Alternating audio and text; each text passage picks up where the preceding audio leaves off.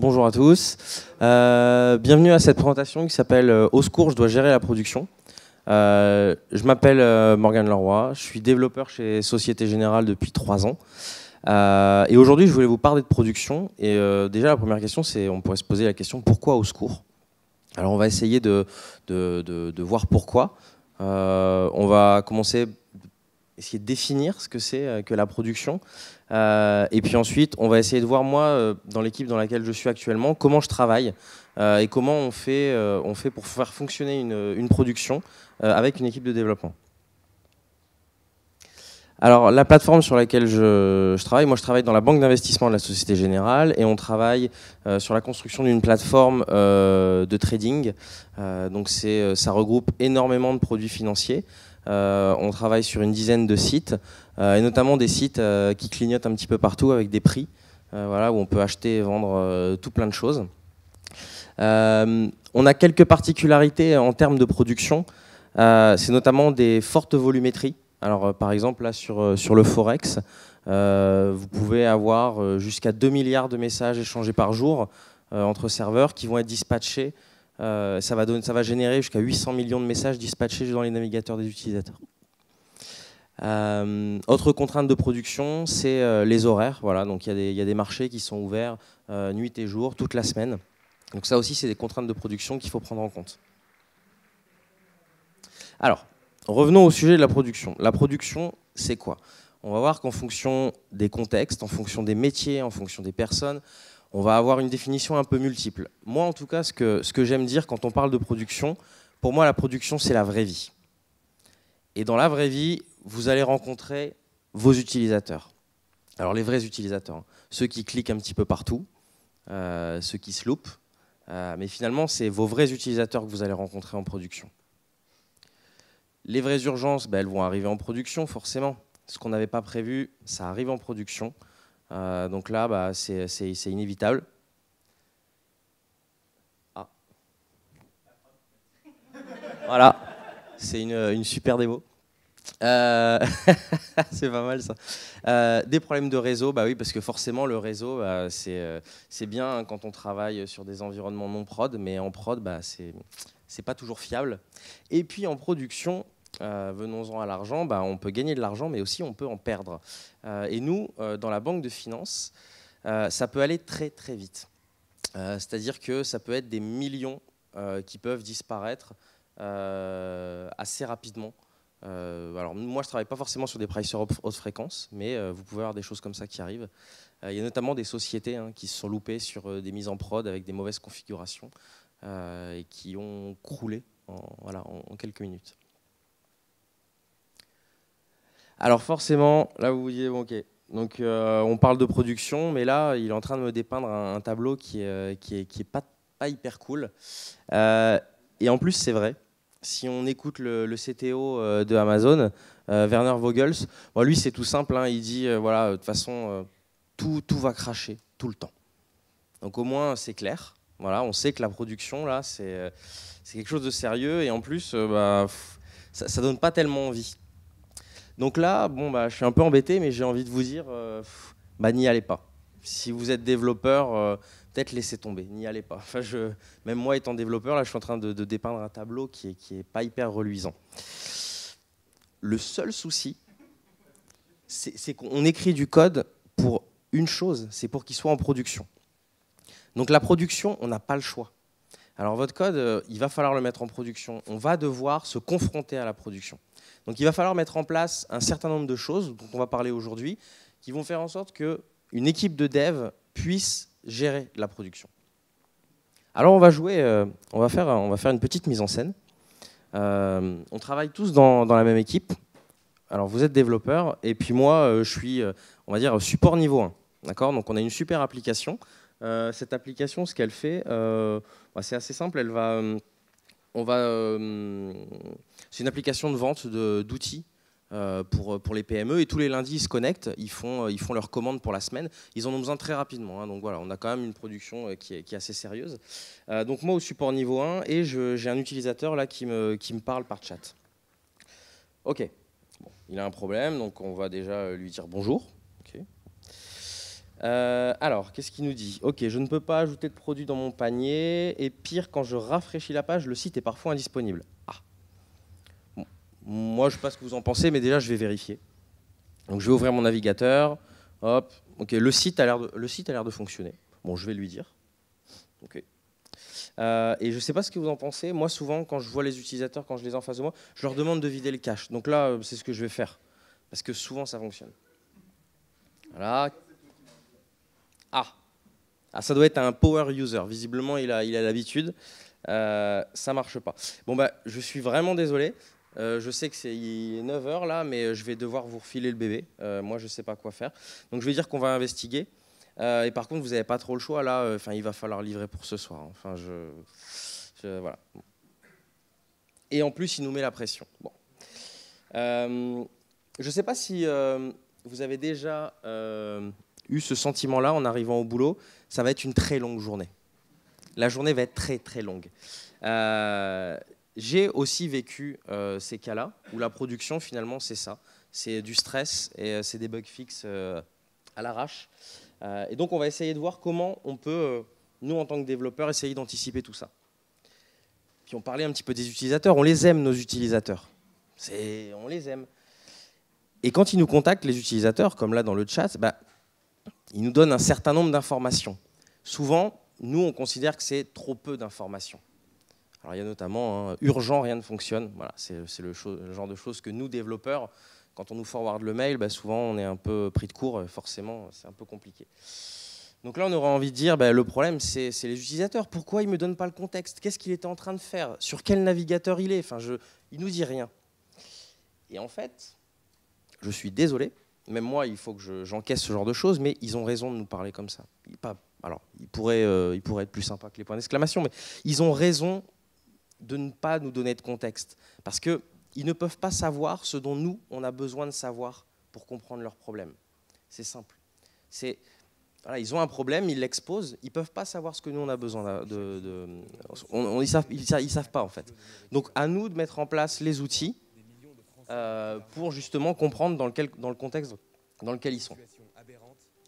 Alors si on revient sur la petite mise en scène qu'on a fait tout à l'heure, essayons de voir c'est quoi le problème avec le chat qu'on a eu tout à l'heure. Bah déjà, c'est l'utilisateur qui nous avertit que le site est tombé. Donc ça, en tant que développeur, on n'est pas forcément très fier de ça. Donc on peut déjà se poser la question, mais qu'est-ce qui s'est passé ? Alors la personne qui est au support niveau 1, elle va tenter de reproduire le bug, ce qui veut probablement dire qu'il n'y a pas d'outil pour investiguer rapidement ce qui se passe. Donc là, on peut se poser la question des logs, notamment. Visiblement, je n'ai pas prévu d'alerter les utilisateurs. Donc voilà, le site a un problème, mais alerter les utilisateurs n'a pas l'air un souci pour moi. Et puis, la solution de facilité, je vais rediriger vers l'équipe de développeurs, je vais vous forwarder le chat, et puis débrouillez-vous. Voilà. Donc ça, c'est un certain nombre de choses qui nous font peur, nous, en tant que développeurs, et forcément, c'est ce qui va arriver en production. Alors, qu'est-ce qu'on va pouvoir mettre en place pour éviter tout ça? Avant de vous parler de solutions, moi, je voulais vous parler de mon expérience de la production en 3 phases.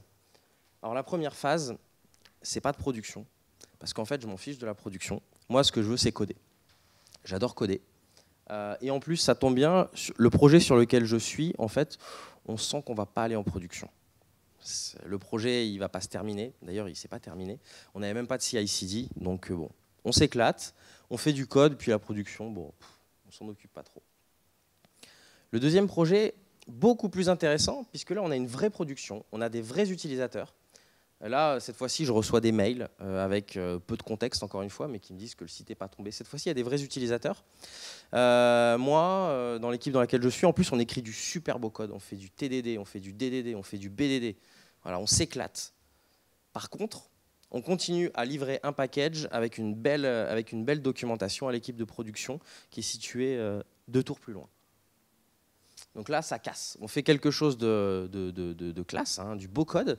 Par contre, derrière la production, on ne la suit pas, et on ne s'en occupe pas vraiment. Donc là, il y a quelque chose qui ne va pas encore. Et puis là, c'est la dernière expérience, le projet sur lequel je suis à la Société Générale. Là, cette fois-ci, on est regroupé. Les gens qui s'occupent vraiment de la production, les développeurs. Et en plus, la production, on va l'avoir tout le temps en tête en tant que développeur. On va penser production et on va gérer la production au sein de l'équipe. Ce que je vous propose de voir, c'est comment on fonctionne.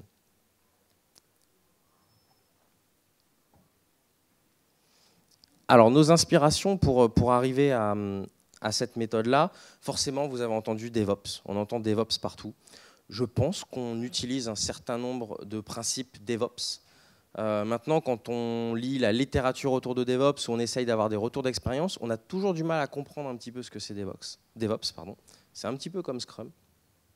Donc je pense qu'on fait un certain nombre de choses prônées par DevOps. Mais ce qui nous inspire plus, c'est ça. Encore une fois, c'est Werner Vogels, le CTO d'Amazon, qui dit ça. Il dit « You build it, you run it ». Grosso modo, tu écris du code, tu vas le gérer. Le mindset, il est complètement différent.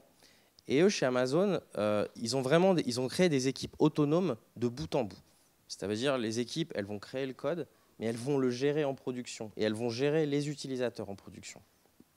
Là, ça va encore un cran plus loin que le fait de regrouper des ops et des devs. Et ça, c'est quelque chose qui nous inspire vraiment de façon vraiment importante. Alors, je vous ai parlé tout à l'heure un petit peu de BDD, TDD. Là, c'est un petit peu mon moment de gloire. On a inventé un nouvel acronyme. Aujourd'hui, je vous présente ce qu'on fait, nous, sur le projet, et qui s'appelle le Production Driven Development. Voilà, je suis super content de mon acronyme. Bon, je l'ai inventé pour la presse. Hein, vous inquiétez pas, on n'en parle pas. S'il fallait théoriser ce qu'on fait, grosso modo, une tâche, elle est done quand elle est en production. Et elle n'est pas done avant. Alors vous verrez, je vous expliquerai tout à l'heure comment on fonctionne. S'il y a des équipes qui fonctionnent en Scrum, bah oui, elles ont peut-être besoin d'avoir un done intermédiaire à la fin de leur sprint. Mais en tout cas, on considérera vraiment une story comme terminée quand on l'aura poussée en production. La production, on va la traiter comme une fonctionnalité. C'est-à-dire que dès le départ, on va penser production. On va essayer de se mettre à la place de la personne qui va gérer la production et on va essayer de se mettre à la place de l'utilisateur. Qu'est-ce qui va nous remonter comme information? Qu'est-ce qu'on va avoir besoin, nous, au support, en tant que développeur, pour l'aider? Voilà, c'est ça, hein, c'est toujours en tête. La production, on y pense tout le temps. On va voir ça sur deux parties. La première, je vais vous montrer les impacts sur le code concrètement, pourquoi ça modifie la manière de coder, de penser production, et ça a un impact aussi non négligeable sur le quotidien. Alors, je suis à combien de temps? Okay. Alors, l'impact sur le code, la première chose dont on va parler forcément, c'est les logs. On l'a vu tout à l'heure, quand on a discuté avec le client, j'essaye d'investiguer, ça a l'air de fonctionner, et je ne me rue pas sur un outil ou je ne me rue pas sur les logs. Et ça, c'est un vrai problème. Les logs, moi, je vais les catégoriser en trois parties. La première, je pense que c'est celle que moi, j'ai souvent utilisée et qui ne sert en fait à rien. Ce que j'appelle les logs de debug. C'est uniquement du texte. Vous n'avez pas de corrélation. C'est-à-dire que là, en fonction du développeur qui va l'écrire, en fonction un petit peu de mon état d'esprit du moment, je vais ajouter, allez, j'ai un utilisateur, je vais loguer un identifiant. Mais peut-être que la ligne d'après, non, en fait, je vais perdre l'information, je vais loguer autre chose. Ça, sincèrement, si vous avez un problème sur ce bout de code ou sur cette fonctionnalité, si vous arrivez dans vos fichiers ou dans votre Kibana avec ces messages-là, ça ne vous servira à rien. Parce qu'on n'aura pas pensé à la production. Un peu plus intéressant, les logs corrélés. Cette fois-ci, le contexte, vous allez essayer de le choisir. Donc vous allez trouver un identifiant de corrélation. Ça peut être l'entrée d'une requête HTTP. Donc vous allez tracer toute la requête HTTP. Ça peut être une action utilisateur. Par exemple, je clique sur acheter. Et là, toute l'action, vous allez avoir un identifiant unique de corrélation. Le but, c'est que vraiment, vous puissiez suivre ce qui se passe dans une requête HTTP, dans une action utilisateur. L'identifiant de corrélation, ce n'est pas évident à choisir, encore une fois, il peut y en avoir plusieurs, et c'est une vraie réflexion à avoir. Par contre, c'est toujours du texte. Donc, dans un quotidien, ce n'est pas évident. Ce n'est pas encore l'idéal quand vous faites de la production. Et là, on en arrive à ce qu'on fait nous aujourd'hui et qui nous permet de gérer la production, c'est les logs structurés. Alors cette fois-ci, vous allez toujours pouvoir utiliser un identifiant de corrélation, mais cette fois-ci, ce que vous allez loguer, ce n'est pas du texte, c'est des objets. Donc là, derrière, forcément, il faut s'outiller, hein, on n'utilise plus les logs fichiers. Nous, on va utiliser la stack Elastic. Donc vous allez avoir une base NoSQL qui est Elasticsearch. Et puis par-dessus, on va utiliser Kibana. Alors il y a énormément d'outils et de sociétés qui proposent du tooling pour les logs. Voilà, nous, on a choisi cet outil-là. Concrètement, le log que vous allez pousser, par exemple là, l'utilisateur, vous allez pouvoir requêter vos logs, puisque chaque property va devenir quelque chose qui peut être indexé et donc requêté. Donc là, ça devient quand même assez puissant. Vous avez une vraie base de données documentaire faite par vos logs. Et là, vous allez pouvoir commencer à créer des dashboards et du tooling. Avec ce genre de choses, moi, si la personne, là, disons qu'elle s'appelle Eric, m'a contacté sur le chat, moi, j'ai un dashboard là actuellement sur le projet. Je me connecte, je mets son nom, son prénom ou alors son mail et j'ai le déroulé de l'ensemble de ses actions. Je vais pouvoir, justement, ce contexte-là qu'on n'avait pas, je vais pouvoir l'avoir très rapidement. Donc vraiment, les logs structurés, pensez-y. L'autre chose qui va être hyper intéressant, c'est d'essayer de voir quelle est la santé de mon application. On s'est rendu compte que là, visiblement, le site est tombé, on ne s'en aperçoit pas. Il doit manquer des métriques quelque part. Nous, c'est ce qu'on appelle les health checks. Et donc, nos services, alors on n'est pas sur une stack de microservices, mais on a un certain nombre de ce qu'on pourrait dire de macroservices métiers. Forcément, ils sont interconnectés, ils sont connectés à d'autres choses, et ça, il faut les monitorer. On utilise pas mal de middleware de messaging. Concrètement, il nous faut prévoir un health check. Est-ce que le middleware, on est bien connecté au middleware? Est-ce qu'on peut envoyer et recevoir un message? On a besoin de le monitorer en permanence. On se connecte à d'autres sites. Est-ce que cet autre site répond correctement à nos requêtes? Est-ce qu'il est up? Est-ce que lui aussi, il expose une page de statut, par exemple? On a des API externes. Imaginons là, par exemple, dans l'exemple qu'on a donné tout à l'heure, par exemple, on se connecte à PayPal. Est-ce que PayPal, j'arrive bien à accéder au paiement? Donc ça, pareil, on le monitor. Le système aussi. Est-ce que la machine sur laquelle mon service est présent, est-ce qu'il est OK? Et puis, si j'ai une base de données, ainsi de suite. Tout ça, ça va vous donner un statut global de votre service. Est-ce que je suis en vie? Donc nous, ce qu'on a fait pour avoir une visu un peu plus fine, on a certains services qui sont critiques pour la production et d'autres qui ne le sont pas. Par exemple, là, imaginons on a une API externe, par exemple, c'est Google Maps. On a considéré qu'elle était non critique pour la production. Donc si ça tombe, notre production, elle est en warning. Grosso modo, il faut s'en occuper, mais ce n'est pas ultra urgent. Par contre, là, on a un problème. On a un problème de base. Là, cette fois-ci, la production, elle passe rouge. Nous, concrètement, dans l'open space, pour le suivi quotidien, ça ressemble à ça. Donc là, en haut, vous avez. Donc là, c'est une photo que j'ai prise des écrans qu'on a dans l'open space. Alors, c'est pas très très joli, mais par contre, c'est efficace. On a le statut de nos différents sites, donc avec voilà leur petit nom. Ça ne vous parle pas forcément. Là, tout va bien. Et puis là, on a un petit souci. Là, ce qu'on voit, c'est que sur le site, alors qu'on appelle SP pour structure de product, on voit qu'il est en warning. On a une web API visiblement qui est tombée. Mais c'est warning, donc on peut s'en occuper un petit peu plus tard.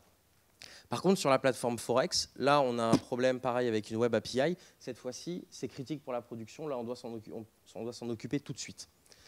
Quand on arrive le matin en voyant ça, avec tout le tooling qu'on a mis en place, on peut très, très rapidement, en quelques minutes, voir ce qui se passe. Alors, on a vu les health checks. Bon, bah, c'est bien, on arrive à monitorer notre service. Ce qui serait bien maintenant, c'est que l'application, elle puisse gérer, elle puisse, grâce à ces health checks, se gérer elle-même. Peut-être pas se réparer, mais en tout cas, essayer de gérer un minimum les défaillances. Pour nous, gérer les défaillances, parce que oui, hein, il faut le savoir, hein, on peut faire du TDD, on peut faire tout ce qu'on veut, tester tout ce qu'on veut, ça va planter. Hein. Tout ce que je vous raconte là, de super belles choses qu'on met en place, nous aussi, on se plante. Hein. Et la prod, elle crache aussi. Alors comment?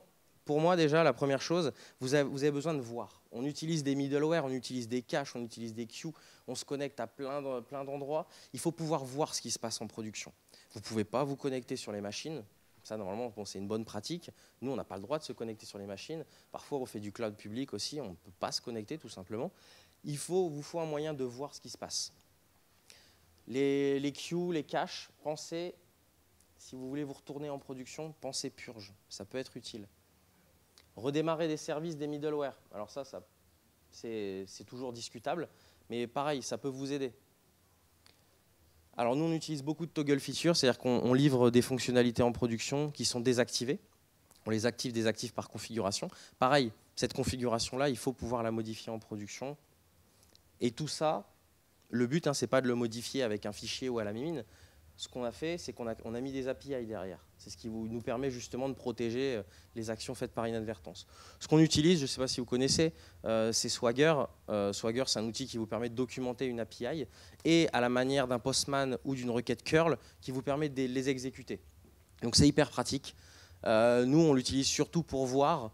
C'est-à-dire, voilà, on a un doute sur un cache, il y a quelque chose qui se passe mal, ben on peut voir ce qu'il y a dans le cache grâce à notre Swagger. On n'est pas obligé d'aller chercher où se trouve le cache et de se connecter à tel outil. Voilà. Donc pensez vraiment API et quand vous faites votre code, pensez comment, notamment quand vous vous connectez à des systèmes externes, comment je peux essayer de me retourner en production, comment je peux essayer de me sauver d'une situation un peu délicate. On a passé un petit peu côté back, comment on peut gérer les défaillances. Côté utilisateur, on peut faire quelque chose. On a vu qu'on avait des health checks avec un statut. Utilisons ce statut. Par exemple, si une fonctionnalité n'est pas disponible, essayons de la désactiver. Là, par exemple, on a vu qu'on avait des health checks sur PayPal. Si on sait que PayPal n'est pas disponible, on désactive la fonctionnalité. Donc, vous avez différents moyens. Par exemple, vous pouvez, au niveau du client JavaScript, faire du polling sur une route qui vous donne l'ensemble des statuts de vos systèmes. Et vous pouvez réagir en fonction de ça. Ou nous, on a une autre solution, c'est que le back-end push des notifications directement à l'utilisateur et la GUI, elle réagit en fonction. Vraiment utiliser ça. Et autre chose, on a tous des Android, iPhone et tout ça. On comprend les notifications. Utilisez les notifications pour avertir votre utilisateur. Franchement, ils vous remercieront. Et ils accepteront plus facilement qu'il y ait un souci. On a parlé de health check, on a parlé de défaillance. Il manque aussi une partie métrique qui va être importante, notamment pour le suivi quotidien de votre plateforme. Alors vous avez des métriques métiers, nous on a des dashboards là, qui sont affichés dans l'open space. On voit ce qui se passe sur la plateforme, mais plutôt côté métier. On a des dashboards opérationnels, combien de requêtes HTTP sont exécutées en ce moment ou au cours de la journée. Vous allez avoir des dashboards système, on les utilise un petit peu moins, mais ils sont quand même présents. Voilà, on a des machines virtuelles, est-ce qu'elles sont quand même en forme ou est-ce qu'on pourrait avoir un memory leak par exemple, ça pourrait nous permettre de le voir. Et puis des métriques de performance, notamment on va mesurer différentes latences, notamment sur tout ce qui est pricer de prix. C'est quelque chose qui est vraiment ultra important pour nous dans la finance. Tout ça, ça va nous permettre de créer des rapports, de faire de l'investigation, mais surtout un suivi quotidien de la plateforme. Ça, c'est hyper important. Donc là, par exemple, nous, on a des écrans qui vont afficher, donc c'est des dashboards Kibana. Donc à partir des logs, à partir des métriques, à partir des health checks, on va pouvoir combiner tout ça dans cette base NoSQL et on va pouvoir faire des dashboards. Donc vous avez du dashboard métier, du dashboard opérationnel, du dashboard de suivi quotidien. Et ça, c'est rafraîchi. Alors ça dépend des dashboards, mais ça peut être toutes les 30 secondes, toutes les minutes. Et on peut très rapidement voir, par exemple, nous, côté dev, si par exemple on a un pic d'exception. Voilà. Si on a un pic d'exception, on peut être proactif. Et avant que l'utilisateur nous contacte, on peut essayer de fixer et de livrer. Alors là, on a vu la partie impact sur le code. Cette manière de faire, c'est-à-dire de gérer la production et de penser production dans l'équipe de dev, elle a un impact sur le quotidien. Alors nous, ce qu'on appelle le morning check, concrètement, vous arrivez le matin dans l'open space, on va dire 8h, 9h, parfois un peu plus tard, et on va se poser la question, notamment avec les écrans qu'on a vus, est-ce qu'on a un problème en production ? Oui, non, tout simplement, on va réagir en fonction de ça. Vous voyez, c'est des carrés tout simples. Bon, si j'ai un problème, là, on va enfiler notre super habit de détective et on va essayer d'investiguer. Encore une fois, avec le tooling, on sait quel composant est tombé. Avec les dashboards, on va pouvoir aller voir qu'est-ce qui se passe dans le composant. Avec les health checks aussi, on va avoir des informations. Sincèrement, en moins de 5 minutes, normalement, vous avez l'exception bien précise et vous pouvez voir ce qui se passe ou appeler si c'est une autre équipe et ainsi de suite. Il n'y a pas de problème, pas de souci. On peut commencer à prendre un café et puis on va faire un petit peu de pair programming.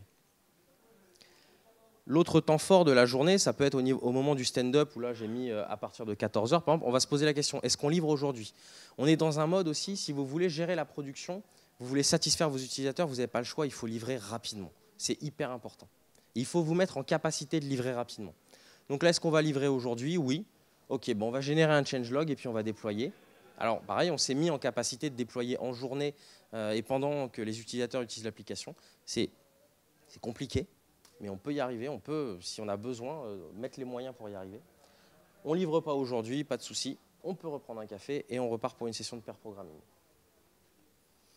Alors, certaines équipes fonctionnent. Alors, on est une quarantaine de développeurs. On a 12 sites à s'occuper. Et on est sur des équipes autonomes entre 5 et 7 développeurs avec un billet et un product owner. Donc, on est assez autonome. Certains font du Kanban, certains font du Scrum, certains ne font rien. Pourquoi pas. Par contre, toutes les 2 semaines, on va élire quelqu'un qui va être dans une équipe un peu à part, qu'on va appeler l'équipe production. Alors je vous rassure, ce n'est pas une équipe qui bug fixe. Les bug fixes, elles sont redirigées vers les équipes. C'est une équipe qui va s'occuper d'un backlog dédié, CI/CD, d'un backlog dédié parce qu'on a des libs communes quand même, on a une infrastructure commune, donc on a vraiment un backlog production. Est-ce que tu veux être le production leader? Oui, eh bien, tu vas faire pendant 2 semaines de la production. Ça permet aussi d'assurer un souffle, d'aller voir autre chose, de faire autre chose que ces sprints incessantes de semaines. Tu n'as pas envie d'être production leader, et ben tu continues sur ton backlog, sur ton site. Ce mode de fonctionnement-là, on n'y est pas arrivé tout de suite. Ça a été vraiment très, très, très itératif. Et on s'est planté un certain nombre de fois avant de trouver quelque chose qui va satisfaire tout le monde. La dernière chose qui va impacter votre quotidien, c'est la manière d'écrire vos stories, avec le business analyst notamment. La plupart des stories, alors là on a une petite story, en tant qu'utilisateur, je souhaite pouvoir payer ma commande par PayPal. La plupart du temps, on se dit, ok, bon, bah, il faut dev, il faut tester. Alors je vous l'ai mis sur une autre ligne, hein, mais pour moi, voilà, nous on fait du test-driven development, donc on teste en même temps qu'on dev. Et là on se pose la question, est-ce qu'en fait la story elle est terminée? Ben non. Quand vous pensez production, la story elle est loin d'être terminée. Et ça, il faut l'expliquer au product owner. C'est long, c'est parfois difficile, mais là, la story, elle est loin, loin, loin d'être prête à être en production.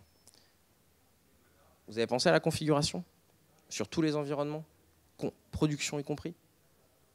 Les logs, est-ce qu'on a pensé aux logs?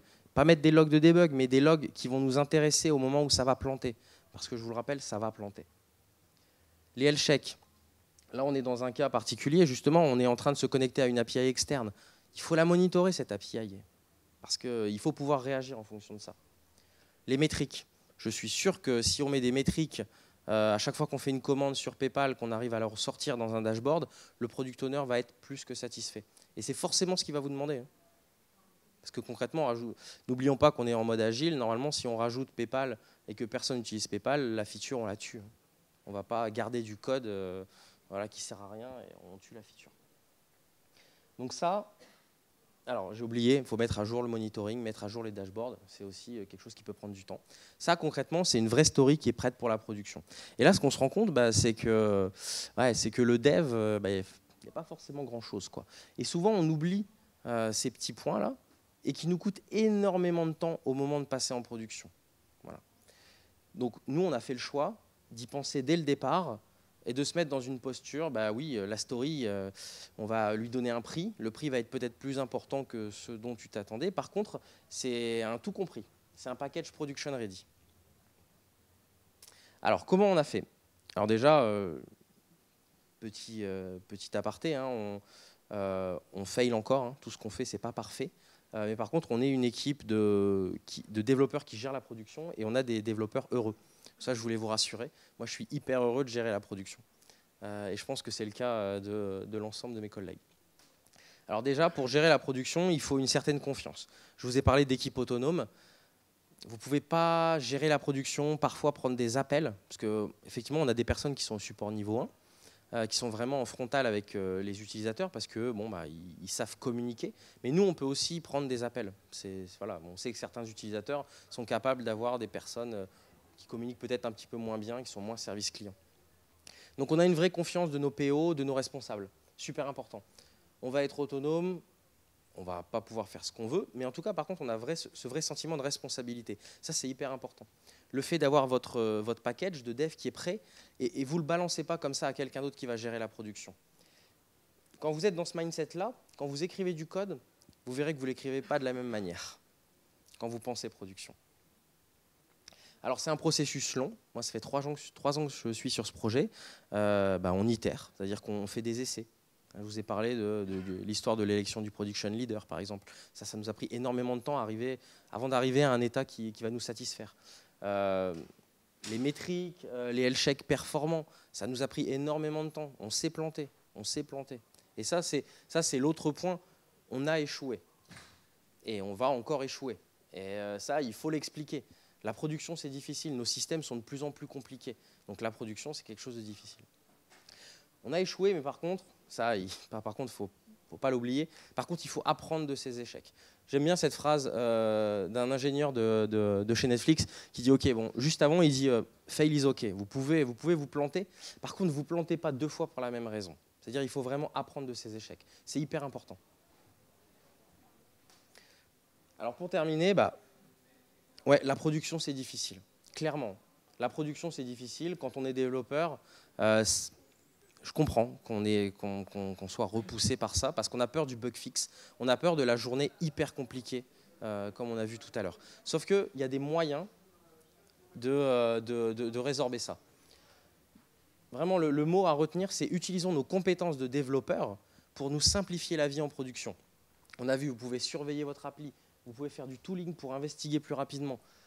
On n'a pas vu de slide là-dessus, mais vous pouvez déployer plus rapidement aussi. Il y a plein de manières de déployer as code. Vous pouvez communiquer aussi à vos utilisateurs. On a vu les notifications, tout ça. En tant que développeur, vous pouvez ajouter une vraie plus-value à la production. Et puis, automatiser, ça, on est un petit peu fainéant, hein, souvent, on aime bien le dire. Automatiser tout le temps. Voilà. Ça, c'est de la production aussi. En 2009, quand on a fait un bug fixe sur le télescope Hubble, on a remplacé les 6 gyroscopes. Ça, c'est un sacré bug fixe. Ça, c'est compliqué. Et il faut remettre un peu en parallèle où nous, c'est compliqué, mais en tant que développeur, on a la main assez facilement finalement sur la production. Même si les serveurs, parfois, on ne peut pas y accéder, on a quand même la main sur notre production. Là c'est quand même un peu plus compliqué.